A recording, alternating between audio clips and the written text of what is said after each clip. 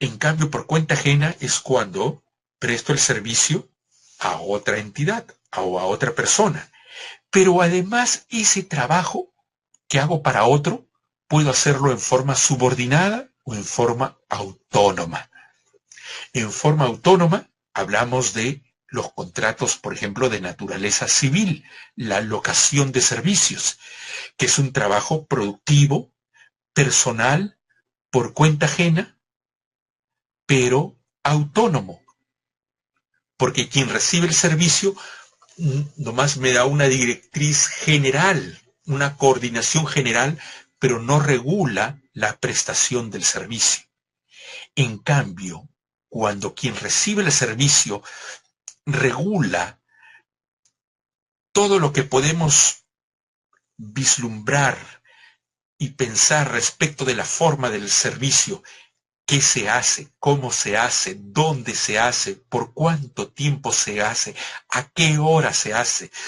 Cuando hay una persona denominada empleador que puede responder todas estas preguntas, es decir, que va a regular la prestación del servicio, porque tiene un poder de dirección. Por lo tanto, quien presta el servicio lo hace en forma subordinada. Ahí estamos hablando de un trabajo regulado por el derecho del trabajo.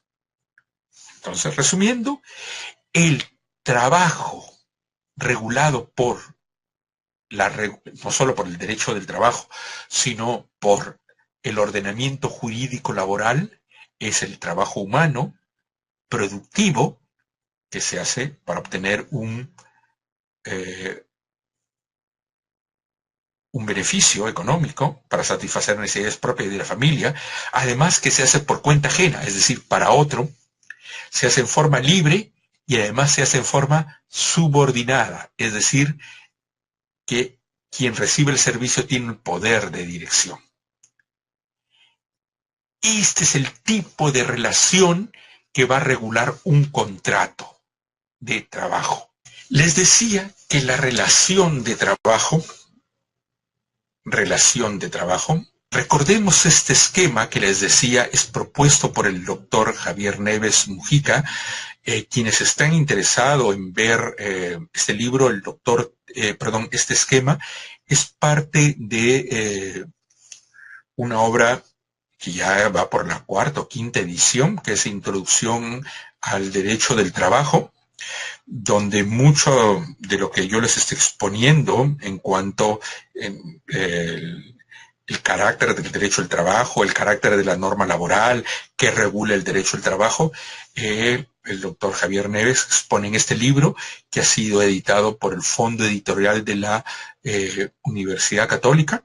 El Fondo Editorial de la Universidad Católica no solo lo venden en la universidad, cualquier librería especializada en libros de derecho o una persona que les distribuye libros, es un libro de consulta muy, muy importante. Te lo recomiendo. Por eso me permitía retroceder para ver el diagrama que nos hace de trabajo humano productivo por cuenta ajena, libre y subordinado. Muy bien.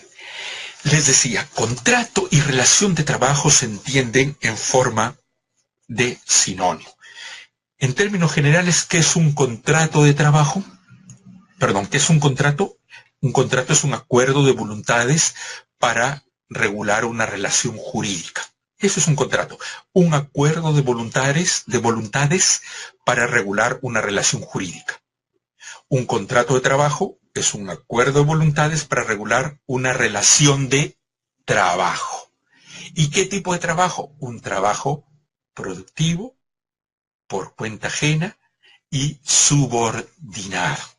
Muy bien.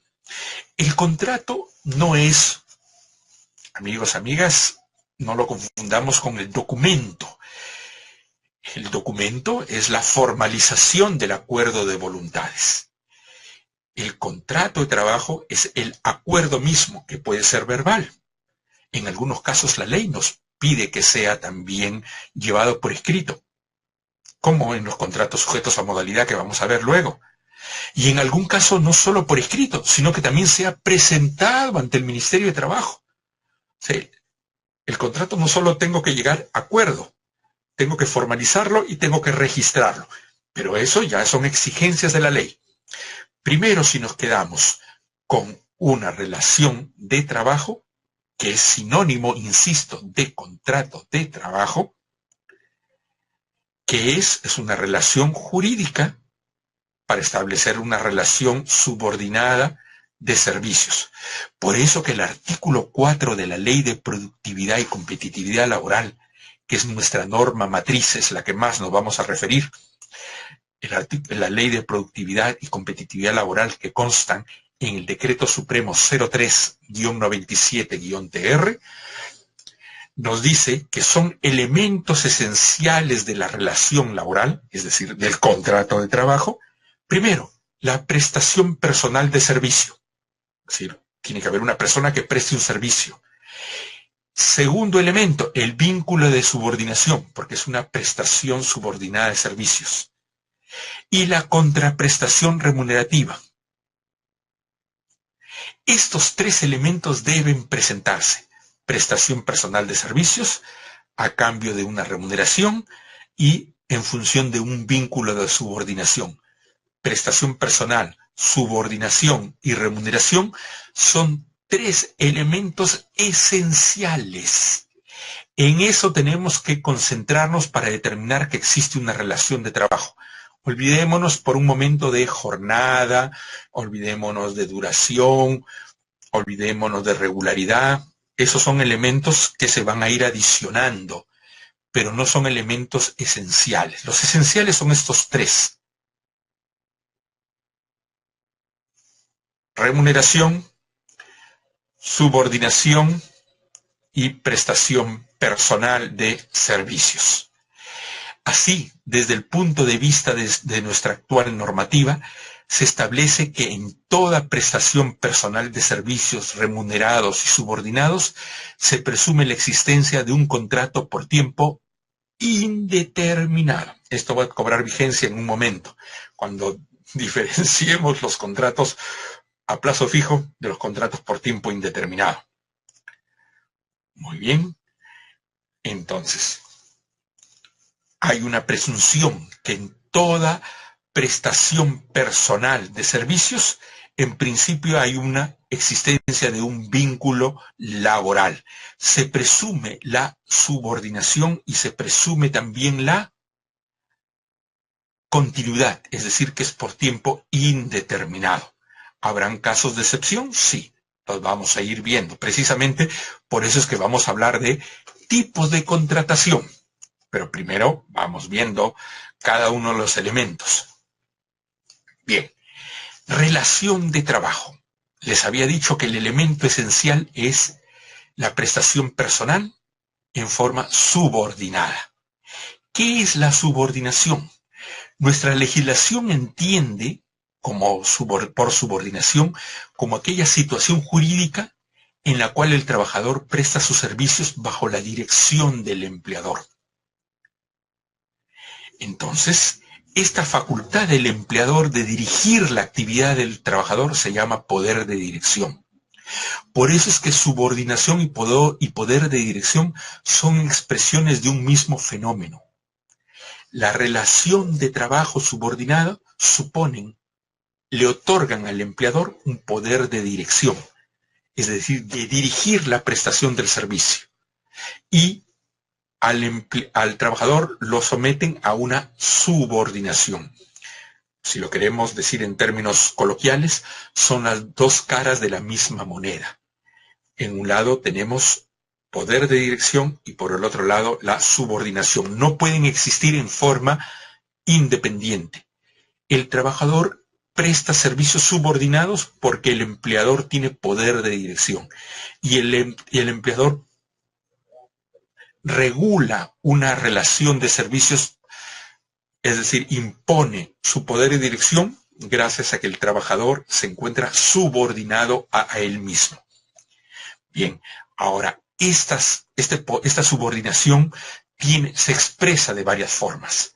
Esto que puede resultar muy etéreo, muy abstracto, lo encontramos felizmente en términos concretos, en la prestación misma del servicio, no en el papel no en el papel donde puede volcarse o formalizarse el contrato, sino en la realización misma de la prestación. Porque la prestación de servicios, es decir, el contrato de trabajo, les decía, es una relación de trabajo. El contrato de trabajo es un contrato realidad. El contrato de trabajo no consta, su sustancia no está en el escrito, en el documento. El contrato de trabajo, al ser una relación, es un contrato que se encuentra en la realidad misma, en la relación de trabajo, en la prestación de servicio. Por eso es que las principales manifestaciones de la subordinación como elemento esencial de la relación de trabajo son el dirigir, es decir, dictar órdenes necesarias para la ejecución de la prestación misma; fiscalizar, es decir, verificar, controlar si el trabajador está cumpliendo las órdenes que le doy; y la posibilidad de sancionar, es decir, imponer una sanción disciplinaria dentro, obviamente, de los límites de la razonabilidad, si es que el trabajador incumple una infracción de servicios. Entonces, la subordinación se expresa en el poder de dirección, dar normas para dirigir, como por ejemplo un reglamento interno de trabajo, un memo dando una orden; verificar, es decir, fiscalizar si es que se está cumpliendo esa orden que he dictado en el memo o está en el reglamento interno; y sancionar si es que el trabajador incumple. Entonces, habiendo determinado el elemento esencial de la subordinación, sobre todo, porque eso es lo que marca la diferencia de otros tipos de prestaciones personales de servicio, como es la locación de servicios, el famoso contrato por servicios no personales que se le llamaba en el sector público, o lo que llamamos en el sector privado locación de servicios o recibos por honorarios, ¿no? Cuando decimos estoy por honorarios o por rentas de cuarta, estoy haciendo referencia al contrato de locación de servicios, que es una prestación personal de servicios, pero independiente. No hay el elemento de subordinación que acabamos de ver. Muy bien. Entonces, ese es el elemento de subordinación que es clave para diferenciar lo que es la locación de servicios. Y esa diferenciación, me voy a adelantar un poquito a lo que es el principio de primacía de la realidad, esa constatación de la subordinación no la vamos a ver en el documento, sino en la realidad misma, en la prestación misma del servicio. Por eso que les decía, es un contrato realidad. Por eso es que hay un principio que se llama principio de primacía de la realidad, que vamos a determinar si existe un contrato de trabajo o un contrato de locación, es decir, quinta categoría o cuarta categoría, o estar en la planilla o fuera de la planilla. Eso se va a verificar si es correcto o incorrecto, no en el contrato mismo, sino en la realidad. Muy bien. Entonces, así podemos definir que el contrato de trabajo es un acuerdo voluntario entre trabajador, necesariamente una persona natural, y un empleador, que puede ser una persona natural o una persona jurídica, en virtud del cual el trabajador se obliga a poner a disposición del empleador su propio trabajo. Por eso decimos prestación personal a cambio de una remuneración. Entonces, este contrato de trabajo da origen a un vínculo laboral. Este vínculo laboral que está inmerso en el contrato o relación de trabajo genera un conjunto de derechos y obligaciones para las partes. Esas van a variar según estemos hablando de un contrato por tiempo determinado o tiempo indeterminado, a tiempo parcial o a tiempo completo, etcétera, que es lo que precisamente nos ocupa. Pero primero tenemos que determinar claramente cuándo estamos ante una relación de trabajo, porque la mitad de los juicios en el Perú, les digo, Se trata, por ejemplo, como reconocer el beneficios sociales, ¿no? CTS, gratificaciones, comisiones, utilidades, etcétera. Pero la otra parte tiene que ver con la existencia de la relación de trabajo, porque normalmente se hace un contrato de locación, que es trabajo independiente y por el cual me tienen un tiempo sin beneficios sociales y después paso a planilla y después hago el proceso judicial para determinar que me paguen las remuneraciones caídas o los beneficios sociales por el periodo que estuve bajo locación, que estuve bajo cuarta, por el cual emití recibos, que estuve fuera de planilla. ¿Y eso cómo lo determina ante el juez? ¿Con el contrato? No, el contrato, el juez más que el contrato va a ver si existe este vínculo laboral. Y el vínculo se va a ver en la realidad. Y en la realidad vamos a ver si es que hay prestación personal, remunerada y subordinada. Entonces, la mayoría de juicios que se ven tratan precisamente sobre la existencia de la subordinación. Y en el caso de los contratos modales, si es que existe efectivamente, como vamos a ver, el principio de causalidad, pero no me voy a adelantar mucho ahí. Pasamos a la siguiente diapositiva, la número 13, por favor. Elementos esenciales y típicos. Les decía que los elementos esenciales son prestación personal, remuneración y vínculo de subordinación. Sin ellos no hay relación de trabajo. Entonces, estos tres elementos son esenciales para configurar la existencia de una relación laboral.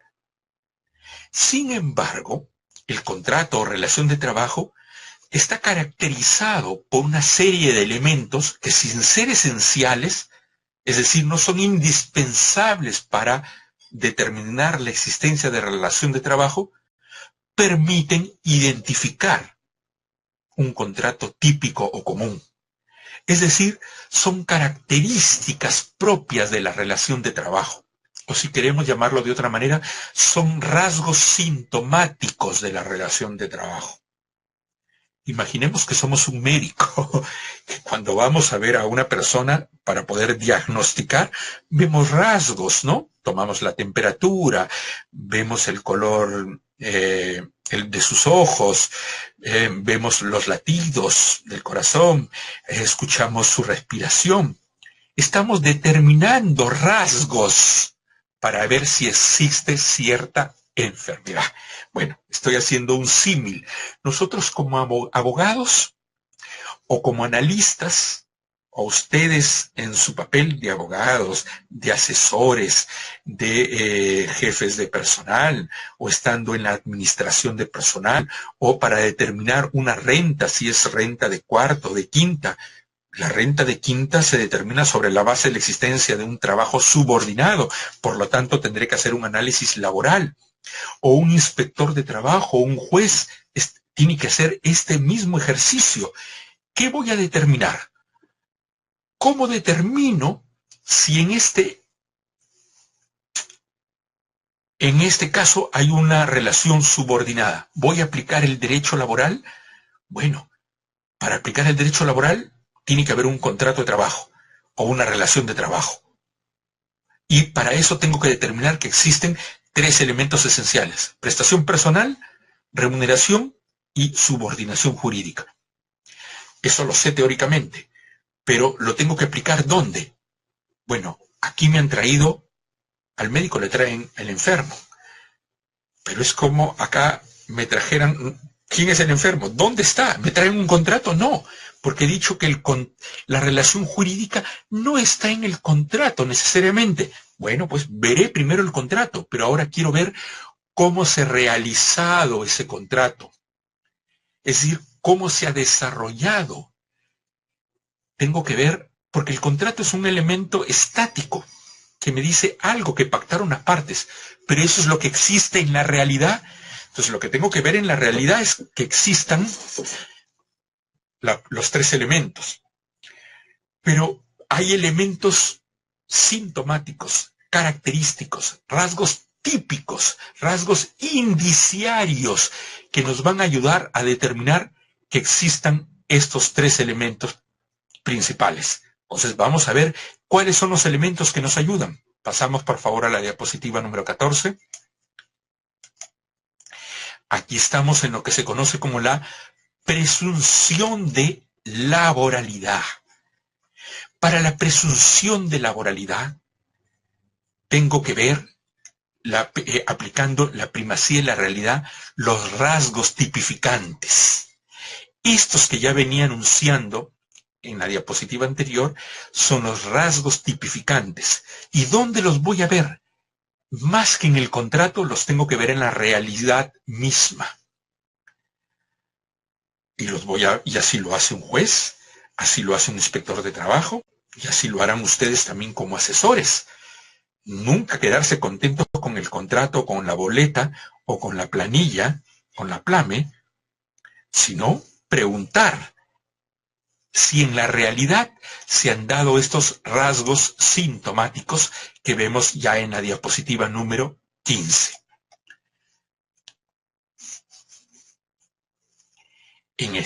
Entonces, estos rasgos sintomáticos podrían ser definidos como, y voy a leer, perdónenme, como un conjunto de elementos de hecho, o sea, elementos que serían en la realidad, que son de los más diversos y que nos permiten decidir a quien efectúa la calificación, nosotros como asesores, el juez en un caso que se le haya propuesto, o un inspector cuando hace una visita inspectiva.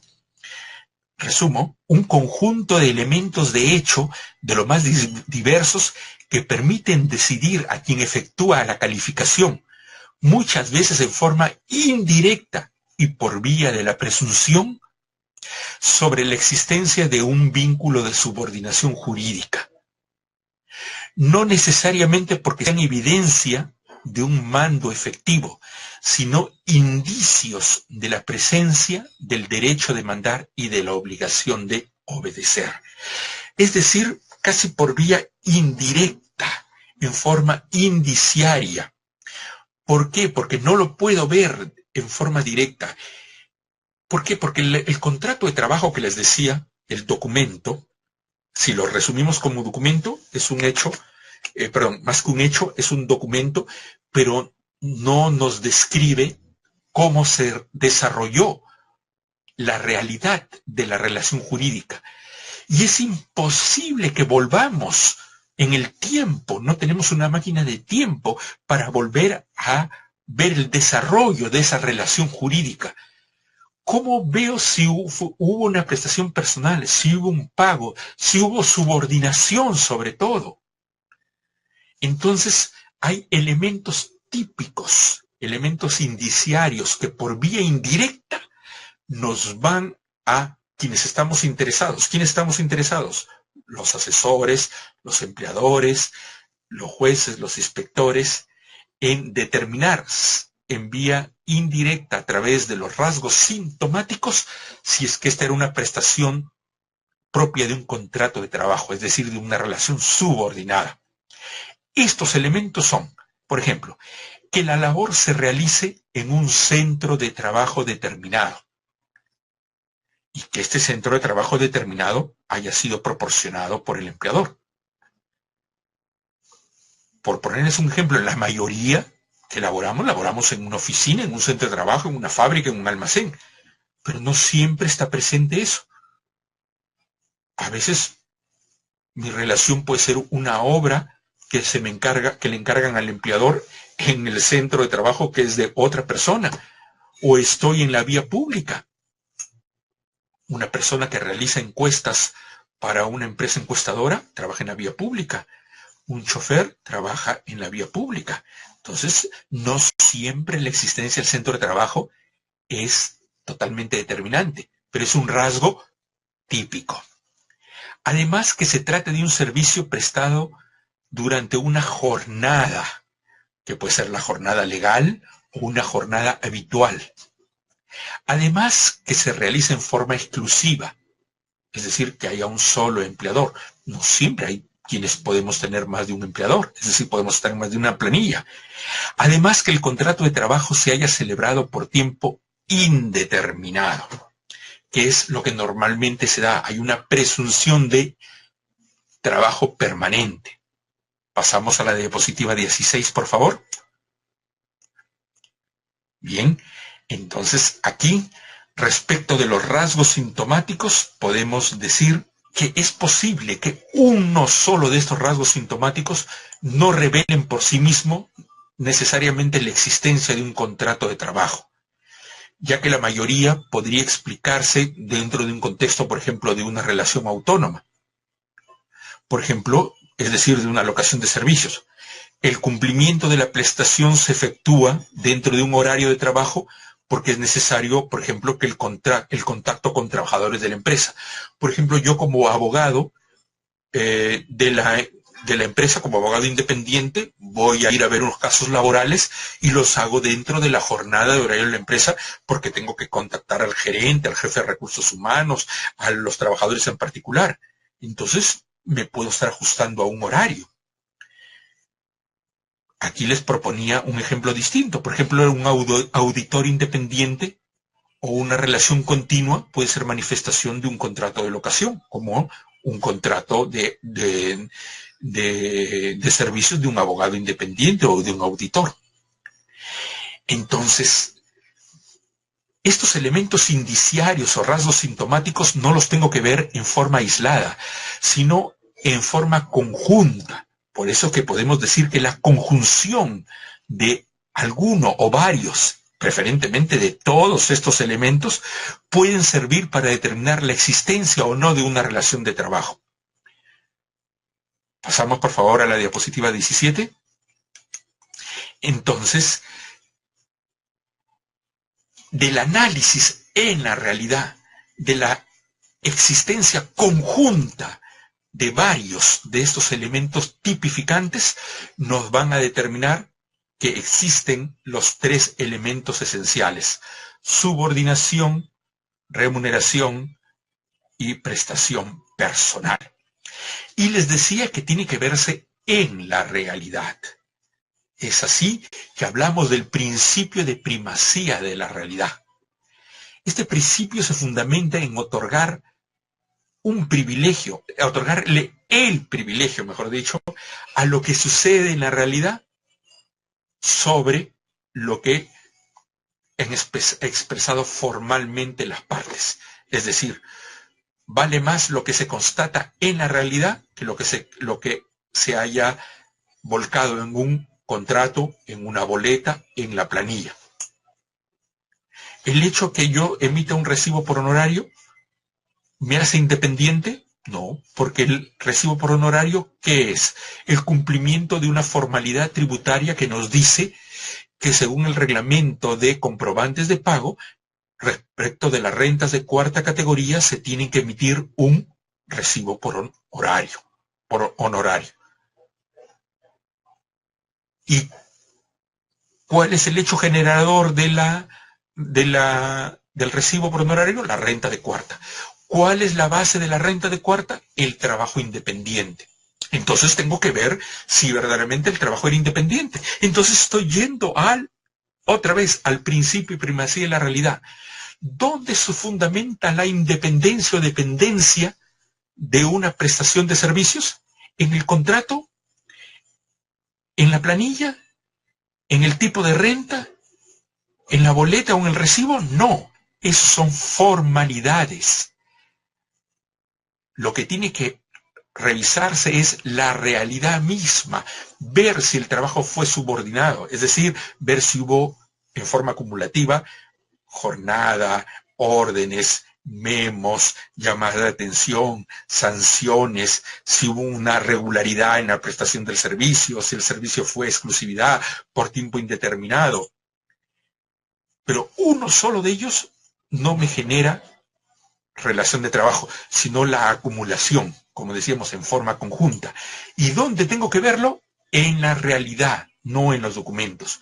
Por lo tanto, el principio de primacía de la realidad, que es aquel que pone en relieve, que hace que se prefiera lo que se haya constatado en los hechos por sobre los documentos, se aplica en los casos en que, por ejemplo, se quiere eludir beneficios que le corresponden a un trabajador por tal condición, o cuando se les quiere otorgarle derechos indebidamente, que también se dan, es menos el caso, más es en donde no reconocemos beneficios, pero también a veces tenemos trabajadores de favor. Por ejemplo, ponemos en planilla a alguien para que pueda acceder a la atención de salud o para un derecho pensionario. Pero esos son los casos menores, pero también aplicamos el principio de primacía de la realidad, como también aplicaremos para ver si existe un trabajo por tiempo indeterminado o un contrato modal. Ya lo vamos a ver. Entonces, este principio, que es importantísimo, perdónenme, un poco de agua.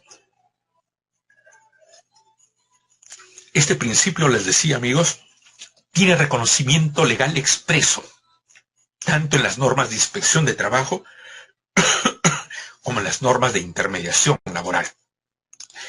Al inicio, este principio tenía solamente reconocimiento jurisprudencial, tanto en la jurisprudencia laboral como en la jurisprudencia tributaria del Tribunal Fiscal, donde se han gestado importantes posiciones respecto de la determinación de los elementos tipificantes de la relación de trabajo. Bueno, aquí en la diapositiva número 18,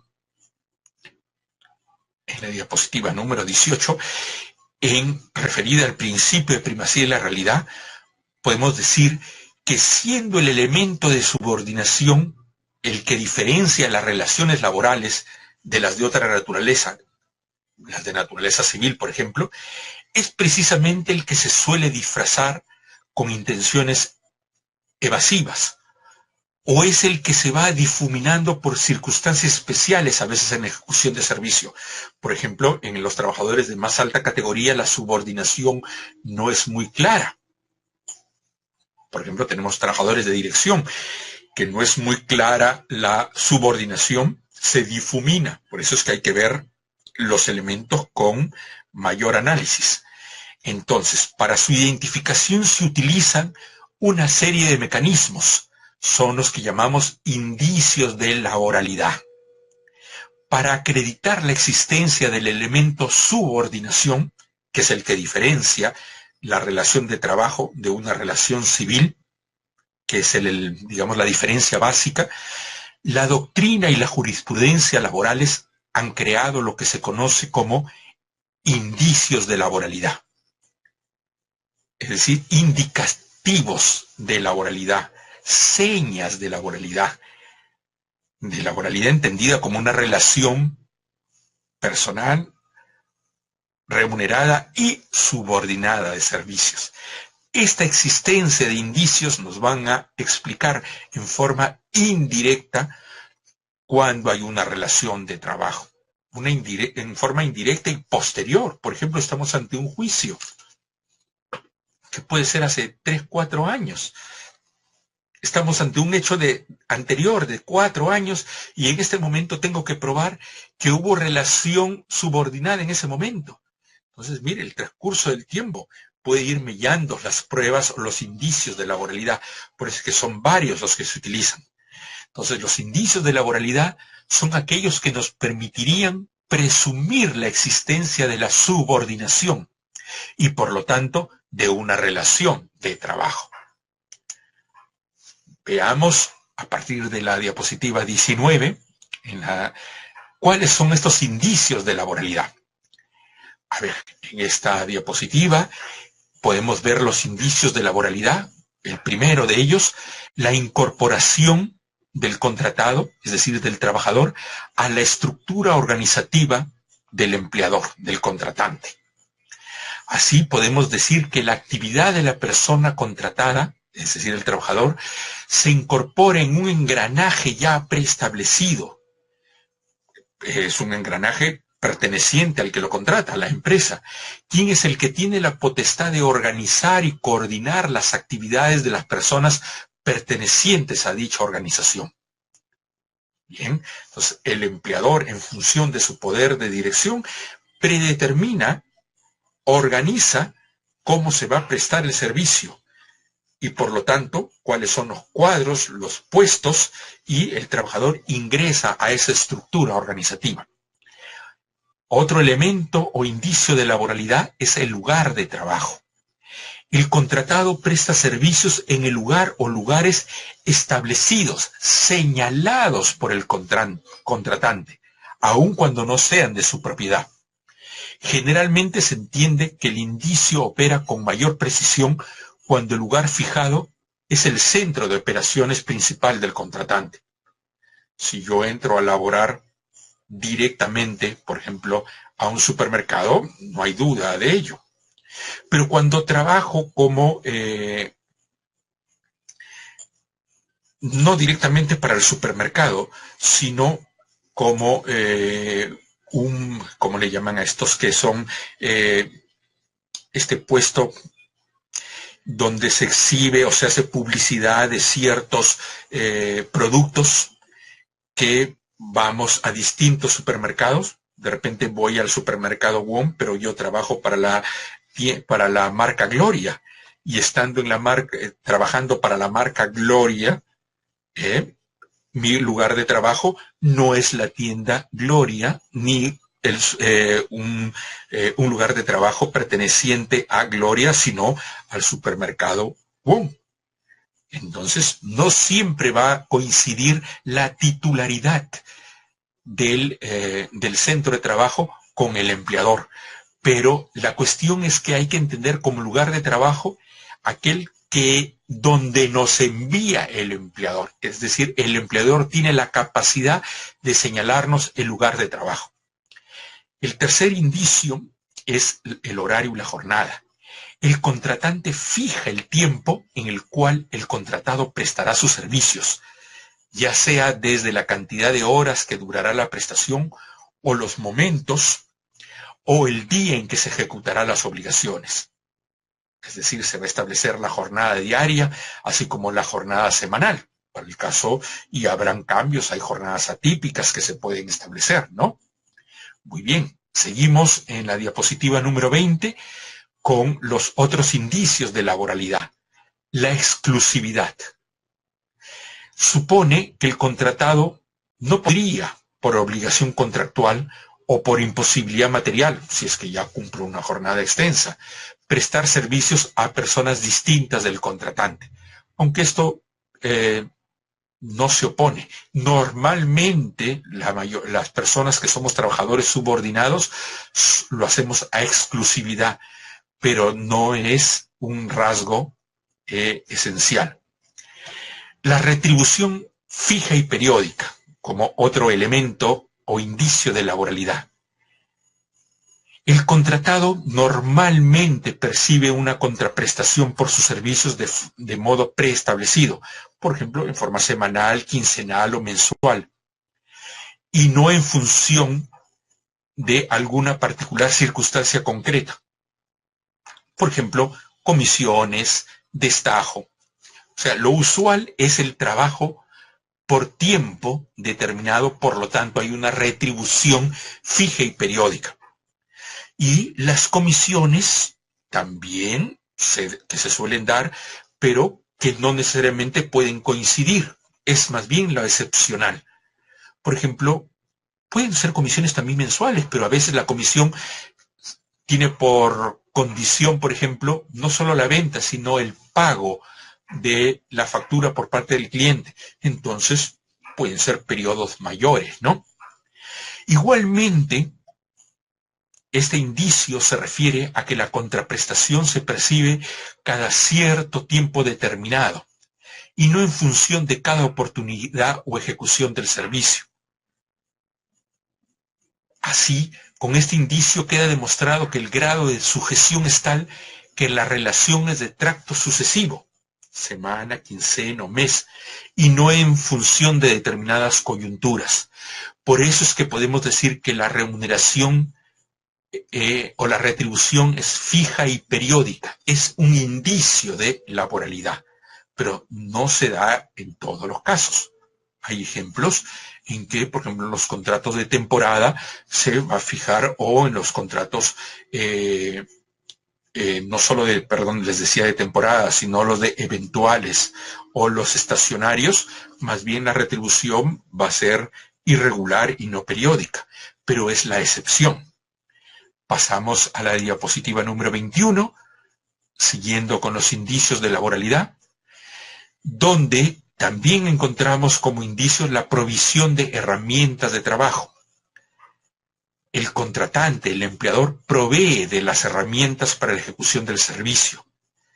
No me estoy refiriendo a herramientas necesariamente, pues pensemos en la cuestión fabril, sino a cualquier elemento o bien o servicio que permite o viabiliza la prestación del servicio.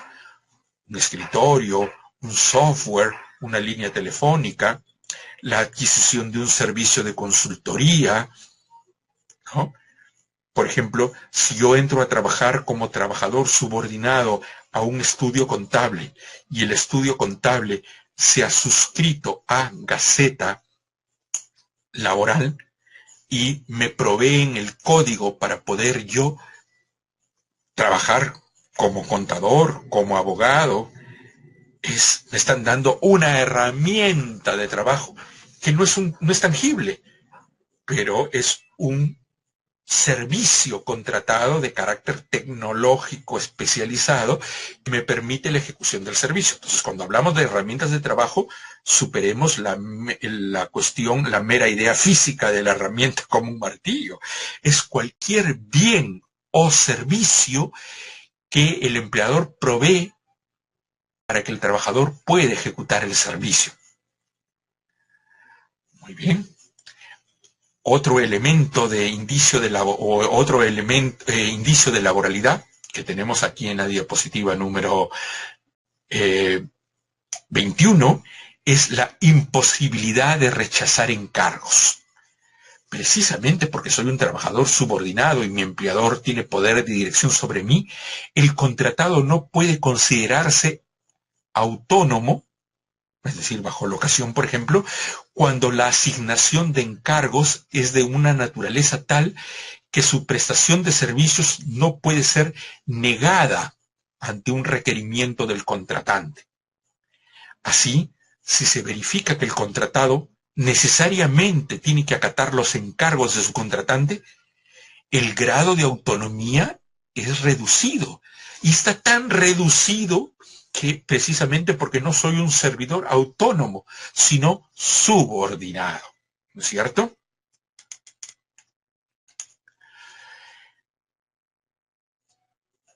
Estos son los, amigos y amigas, lo que tenemos como indicios de laboralidad. Suscriptores, me resultaría muy interesante que ellos tengan el material, no solo para que les quede después de esto como digamos, referencia a la exposición, sino también como guía de la exposición. Si es que se les puede enviar lo más rápido posible, sería lo ideal, porque hay quienes seguro van a darle una lectura previa y sería muy interesante que irlo leyendo previo inclusive a la exposición. No solo que quede como reflexión posterior o recuerdo, sino también para poder tener una actitud más crítica, y los invito a sus preguntas para ir viendo Aquí, amigos, amigas, hemos podido ver los elementos de la relación de trabajo, su condicionamiento, en cuanto a nacimiento de disciplina jurídica, los condicionamientos sociales y económicos que tienen en cuanto forma de regular una actividad humana. ¿Qué actividad? El trabajo libre por cuenta ajena, productivo y subordinado. Ese tipo de, siguiendo el esquema propuesto por el doctor Javier Neves, recordemos, el trabajo humano que se hace con fines productivos por cuenta ajena, en forma libre y subordinada. Nos parece que esto resulta muy teórico. Vamos a ver que no, que de esto, precisamente por no calzar con alguna de estas apreciaciones, es que se podrán dar las excepciones y exclusiones que vamos a ver inmediatamente. O de los elementos que regula precisamente este tipo de trabajo. Este tipo de trabajo que es regulado, dijimos, por una normativa laboral, que es de carácter de orden público, regula derechos de carácter normalmente irrenunciable, donde el papel de la voluntad o la actuación de la voluntad de las partes es mínima.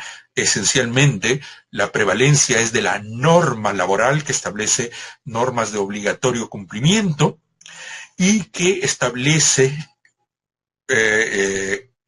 y regula lo que conocemos como un contrato o relación de trabajo, entendido como un contrato o relación que implica una prestación personal, subordinada y remunerada de servicios, que normalmente no consta, más que no es que no conste, consta en su desarrollo práctico y real, se desarrolla en la realidad.